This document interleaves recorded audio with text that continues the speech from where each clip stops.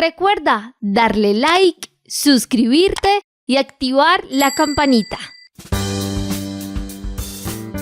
El saludo cordial para nuestros oyentes del programa Nuestro Oxígeno, la vida en nuestro medio.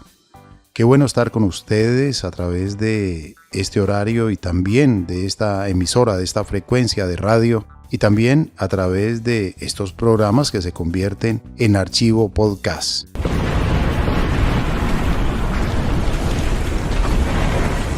Hoy vamos a tener un tema muy interesante. No es muy fácil a veces localizar personas especializadas en volcanes, pero hoy tenemos un especialista para que nos cuente sobre esta morfología de la Tierra y también esta reacción o transformación del fuego cuando es magma, cuando es lava y también cuando hay alertas, riesgo de erupción de material rocoso, caliente, o cuando el volcán tiene nieve perpetua, pues realmente también hay riesgo de deslaves, como pasó en Armero, que sepultó más de 22,000 personas aproximadamente. Pues bien, hoy nos acompaña un invitado muy especial. Saludo a Juliet para que reciba a nuestro invitado. Carlos Alberto, Juliet y Marian están en nuestro oxígeno. Muchísimas gracias, Carlos Alberto. Es un gusto saludarle el día de hoy, al igual que a usted, querido oyente, que siempre está conectado con nosotros. El día de hoy contamos con un gran invitado en nuestro podcast. Tenemos el honor de presentarles a un reconocido experto en gestión de riesgos geológicos. Él es el doctor John Macario Londoño. Tiene una amplia trayectoria de más de 30 años en el campo de la investigación y monitoreo de amenazas de origen geológico. El doctor John ha contribuido significativamente al avance científico en esta área. Además de su invaluable labor como investigador senior en el Ministerio de Ciencia Tecnológica e Innovación, el doctor Londoño también se destaca por su experiencia en docencia universitaria y por sus numerosas publicaciones en revistas especializadas a nivel nacional e internacional. Actualmente, también el doctor John Macario Londoño se desempeña como director técnico de geoamenazas en el Servicio Geológico Colombiano, donde continúa su valiosa e importante labor en la prevención y gestión de riesgos geológicos en nuestro país. Así que, doctor John, para nosotros es un honor tenerlo el día de hoy en nuestro programa. Le damos muchísimas gracias por aceptar la invitación y bienvenido. Muchas gracias, cordial saludo para todos y todas. Pues muchas gracias a usted por aceptar la invitación para hablar de este tema que es de interés general, de interés de quienes vivimos cerca de volcanes. Por ejemplo, en Colombia hay muchas ciudades cerca de volcanes. La ciudad de Pasto está a las faldas del volcán Galeras. En el eje cafetero, pues ya ustedes saben, hemos tenido sismos y hemos tenido también posibles erupciones del volcán Nevado del Ruiz. Y también en otras regiones de Colombia y del mundo, porque este superorganismo vivo llamado planeta Tierra, pues tiene movimiento, tiene fuego, tiene agua, tiene aire, tiene tierra, y esto es lo que permite la vida. Los volcanes producen muerte, pero al mismo tiempo vida. En las zonas donde hay volcanes hay mucha fertilidad en los suelos por los minerales. Muchos volcanes son padres de las rocas que acumulan CO2. Bueno, hay muchas cosas para hablar sobre este interesante tema y qué mejor el especialista, el doctor John Macario Londoño. Gracias por acompañarnos hoy y siempre, como es tradición en este programa, nos gusta conocer un poco de nuestro invitado. ¿Dónde nació y en qué momento hubo ese clic para decir voy a estudiar geología, voy a estudiar la naturaleza y hoy pues es un líder, es una persona respetable del Servicio Geológico Colombiano? Y pues realmente para nosotros es un privilegio, un honor tenerle aquí y le damos un caluroso saludo. Sí, bueno, yo nací en un pueblito llamado Pácora, Caldas, orgullosamente pacoreño. Nos dicen Los Matracas, es un municipio que queda al norte de Caldas, casi en los límites con Antioquia. Allá estudié mi bachillerato, pues la primaria, el bachillerato, y siempre pues estuve en contacto con la naturaleza. Al ser un pueblo, pues uno desde pequeñito siempre está jugando en la misma naturaleza, saliendo a aventurear, como decíamos en esa época, en las quebradas, las mangas, y siempre me llamaba la atención a mí mucho las rocas, las piedritas que quedaban al borde de las quebradas, en las riberas de los ríos. Me parecía muy bonita esa forma y yo siempre me preguntaba eso porque quedaban así como tan redonditas unas y siempre me llamó como la atención la naturaleza. Y después, cuando ya terminé ya la secundaria, justo ese mismo año abrieron una escuela nueva de geología en Manizales, en la Universidad de Caldas. Entonces fue como la oportunidad maravillosa para ver que había una escuela de geología muy cerca pues al pueblo, cerca de Pácora, pues a Manizales. Entonces vi la oportunidad de poder estudiar algo que me apasionaba pues desde pequeñito, con viendo esas rocas en las quebradas. Ahí fue que me nació como ese interés por estudiar pues geología. Y siguió estudiando más geología, porque luego viajó a Japón, donde hizo el Magíster en Ciencia Geofísica en la Universidad de Kioto, y luego el doctorado en Ciencias Geofísicas de la misma universidad. Cuéntenos de esa experiencia en este país que tiembla tanto y que tiene tantos volcanes. Sí, efectivamente, luego me gané una beca, Monbusho se llama la beca, es una beca otorgada por el Ministerio de Educación y Ciencia de Japón, y pude estudiar entonces en Japón una maestría en una de las universidades más prestigiosas del mundo. Está entre las 20 o 25 mejores del mundo. La Universidad de Kioto, pues muy milenaria y sobre todo porque tiene muchos Nobel, sobre todo en química. Allá fue muy interesante la experiencia porque en Japón, como ustedes saben, es un país que tiene muchísimos volcanes activos, es un país de volcanes. Son miles y miles de islas en este archipiélago y muchas de ellas son volcanes. Entonces, estudiar como en la mata, por decirlo así, donde están los volcanes, donde se estudia con tanto detalle este fenómeno natural, pues fue una oportunidad pues maravillosa para mí y aprendí muchísimas cosas porque allá la cultura del riesgo, es decir, desde pequeñitos a los niños se les enseña a cómo hacer una evacuación ordenada. Hay niños que viven cerca a zonas volcánicas y todos los días salen con su casquito puesto para protegerse en caso de que haya una erupción repentina y se puedan proteger. De manera que para mí fue sorprendente llegar a un país donde esa cultura, desde los pequeñitos hasta los mayores, tienen sobre el riesgo, la gestión de riesgo de desastres, pues tan en su sangre, pues me sorprendió hartísimo. Y también, por otro lado, pues toda la infraestructura que tienen para estudiar estos fenómenos naturales. Y pues coincidencialmente, justo cuando estaba haciendo la maestría en Japón, ocurrió pues ese terremoto tan devastador de Kobe en el año 95. Y definitivamente fue un terremoto pues devastador y yo vivía muy cerca al epicentro. Entonces, experimentar también un fenómeno de estos, con esta fuerza tan grande que tienen estos, la liberación de energía tan fuerte, pues digamos que acabó como de completar mi experiencia allá en Japón y sobre todo también ver volcanes en erupción, que allá casi siempre están permanentemente en erupción algunos de los volcanes que ellos tienen. Pues fue una experiencia maravillosa en términos de poder conocer de cerca y de experimentar estos fenómenos pues en vivo y en directo, como fueron un sismo de más de magnitud 7 y una erupción volcánica. Qué interesante esto que usted nos acaba de comentar, doctor John, y yo quisiera adentrarme un poco y hablar sobre nuestro maravilloso país, Colombia. Quisiera preguntarle a usted, que es un gran experto, ¿cuántos volcanes activos hay en Colombia? ¿Y existe una razón geológica para que en Colombia haya esa cantidad de volcanes? Bueno, en Colombia hay que diferenciar dos cosas: volcanes activos y volcanes que han estado formándose a lo largo de la historia geológica.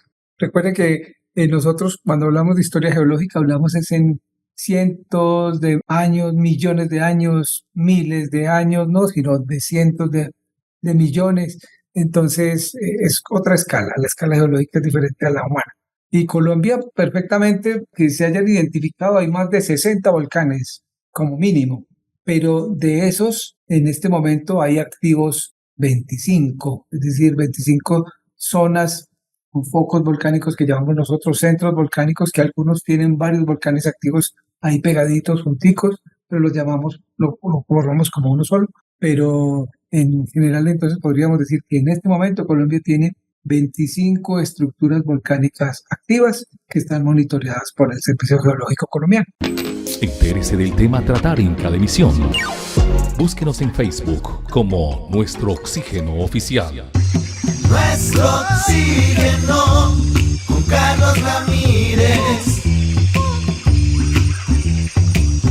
Doctor Londoño, cuando hablamos de los volcanes inactivos, digamos estos volcanes que muchos califican de que duermen miles de años, pero después comienzan a despertarse, ¿cómo es el despertar de un volcán dormido? ¿Cuál es el proceso? Bueno, ahí se me olvidó contarles por qué hay tantos volcanes, porque Colombia hace parte del cinturón de fuego del Pacífico. Si ustedes miran todos los países que están alrededor del Océano Pacífico, es decir, todos estos bordes por ejemplo, Sudamérica, Chile, Argentina, Ecuador, Perú, Colombia, todos tienen volcanes precisamente por eso. Y todos los que bordean allá en Asia, todos estos, Indonesia, Filipinas, todos están donde están prácticamente, donde la mayoría de los volcanes del mundo están ubicados y lo mismo la mayoría de los sismos.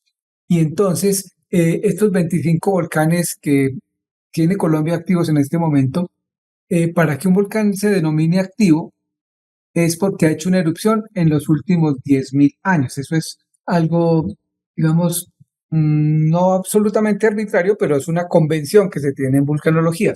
Un volcán que haya hecho una erupción, al menos una erupción, en los últimos 10.000 años, por eso les decía que la escala geológica es diferente a los humanos, es un volcán activo. Estos procesos geológicos toman más tiempo que la vida humana y 10.000 años es como para decir para nosotros un año de edad. Entonces, Colombia, al estar ubicado en esta región tan activa, los volcanes que se denominan activos, pues empiezan con un proceso. Cuando un volcán está activo puede estar en reposo. Un volcán activo puede estar en reposo. Un volcán dormido, un volcán extinto es donde ya no tiene, por decirlo así, lo voy a decir coloquialmente para que se entienda, como combustible. Ya el combustible que tenía, digamos, la mechita o el fogón, si quiere, debajo ya no está. Ya se apagó, ya ese magma, que es esa roca fundida, que es lo que le da el motor y el impulso a la gasolina para que haga una erupción, pues ya no está, ya se enfrió, se cristalizó. Y entonces no es capaz de moverse y ahí se apaga ese volcán. Y esos volcanes pasan miles y miles y cientos de miles, incluso millones de años y quedan ahí tranquilos y ya no vuelven a hacer erupción. Pero en cambio los volcanes activos sí tienen ese potencial de hacer erupción a pesar de que pueden estar en un estado de reposo. Es decir, tal vez la expresión que usted usó, un volcán dormido. Los volcanes dormidos, pero que son activos, tienen el potencial de despertar en cualquier momento. Y las razones por las que puede despertar un volcán, pues son varias. Por ejemplo, hay veces que sismos muy fuertes, de magnitudes considerables, por encima de 6 y demás, que ocurran cerca a donde está ese foco volcánico, pueden como, les pongo el ejemplo, como una botella de champaña. Usted tiene la botella de champaña ahí tranquilita y si la sacude, todo ese burbujeo empieza y es posible que salga el corcho. Así igualito puede pasar cuando hay un remesón muy grande por un sismo fuerte cerca a un volcán. Pues una posible razón de reactivarse un volcán activo que está en reposo es, por ejemplo, la ocurrencia de un sismo fuerte. Pero también los procesos naturales de la Tierra, es decir, el magma siempre se está moviendo. El magma debajo, por ejemplo, debajo de nosotros, por ponerles un ejemplo, los magmas circulan como si fueran círculos, es decir, suben y bajan hasta una temperatura, hasta una profundidad. Voy a poner un ejemplo, digamos que estamos de aquí hacia abajo unos 3-4 kilómetros de profundidad y por allá hay magma, y ese magma baja más hasta unos 6-7-8 kilómetros y vuelve y sube, es como circulando. Eso se llaman corrientes de convección técnicamente, o sea, como que él va subiendo y bajando, ese magma se mantiene así circulando.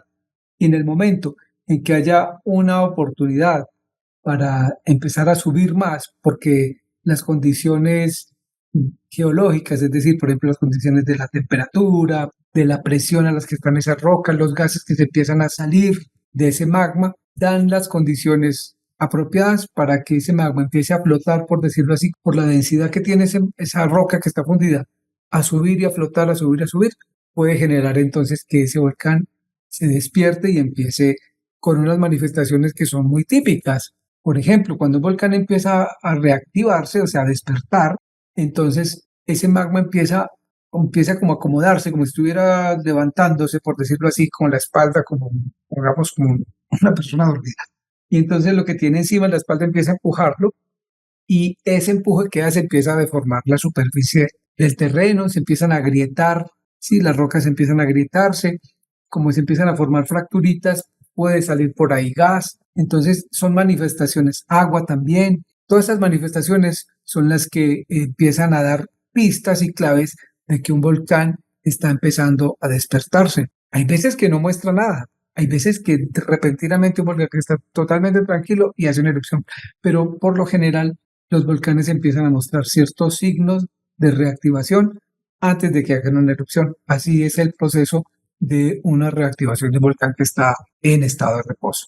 Esto es supremamente importante lo que usted acaba de decir, porque los volcanes, nos decía otro invitado que tuvimos aquí en este programa, Nuestro Oxígeno, que los volcanes avisan, comienzan con fumarolas, van aumentando la actividad microsísmica al interior del volcán, si hay, digamos, instrumentos que estén midiendo toda esta actividad del volcán, pues comienza a haber una advertencia amarilla y luego naranja, y cuando hay erupción pues está en rojo, al rojo vivo prácticamente, y desde que comienza la alerta amarilla pues hay que comenzar ya con todas las prevenciones, con todas las atenciones, los medios de comunicación para que no ocurran situaciones como las ocurridas, por ejemplo, en 1985 en Armero. Y a veces la población no cree cuando están cerca los volcanes. Me pasó una vez, y debo contar esta anécdota, estaba yo en una ciudad, estaba en las faldas del volcán y de pronto en la noche comenzó a moverse la tierra fuertemente, un sismo fuerte. Yo me levanté rápidamente, estaba en un hotel y salí al patio y fui la única persona que salió al patio. Y yo dije, ¿será que estaba soñando una pesadilla o algo? Y al otro día pregunté, sí, no, anoche se movió un poco la tierra, pero no, eso es normal aquí. Entonces la gente ya no busca refugios, se acostumbran a los movimientos, no creen que vaya a pasar más de la alerta amarilla. Cuando está en alerta naranja, a veces tampoco creen que está en alerta naranja y no quieren a veces evacuar las zonas. ¿Qué podemos decir al respecto? Usted que ha estado en países con tanta sismicidad como Japón y que ha estudiado tanto los volcanes, ¿cómo podemos salvar vidas? Porque lo que salva vidas es la prevención. Sí, efectivamente, prepararse es la clave para prevenir un desastre. Y la preparación implica muchas cosas, porque la gestión del riesgo, como dice la ley en Colombia de gestión de riesgo, la 1523 de ese año 2012, que está empezando a necesitar ya unos cambios y una modificación, es una actualización ya tanto tiempo. Pero dice que la gestión del riesgo es un proceso social. Y eso es muy cierto porque desde los más pequeñitos hasta el más grande y desde una persona individual hasta una entidad, hasta toda la estructura del Estado mismo, pues tiene su rol, tiene su engranaje, de manera que cada uno hace parte importante de este proceso social que es la gestión del riesgo. Y ahí entonces es donde es clave prepararse para evitar cualquier desastre. Los desastres en realidad no son naturales, como dice normalmente la literatura, no son naturales, un desastre no es natural. ¿Qué ocurre? Un desastre natural, no. Los desastres los generamos nosotros mismos porque la naturaleza está ahí. Esos fenómenos siempre van a estar, esté presente el hombre o no. Eso es un proceso eterno y que es muy bonito porque esa es la maravilla de esa dinámica terrestre y de muchos planetas en este universo. Entonces, la presencia del hombre hace que se puedan generar desastres si el hombre no gestiona bien eso. Entonces, hay un fenómeno natural, un volcán activo. El volcán siempre va a estar mostrando actividad. Ahora bien, si el ser humano se prepara para entender qué es lo que está pasando, cuáles son las zonas donde posiblemente ese volcán hace erupción y puede afectar más, qué medidas puedo tener para mitigar los efectos de esas erupciones, dónde me puedo ubicar cuando haga erupción y cuándo puedo volver allá para hacer una vida que le permita tanto a la naturaleza desarrollarse como ella lo hace y al ser humano aprovecharla, pues esa es la interacción que hay que lograr, ese equilibrio que hay que lograr. definitivamente hay sitios donde no puede estar el ser humano.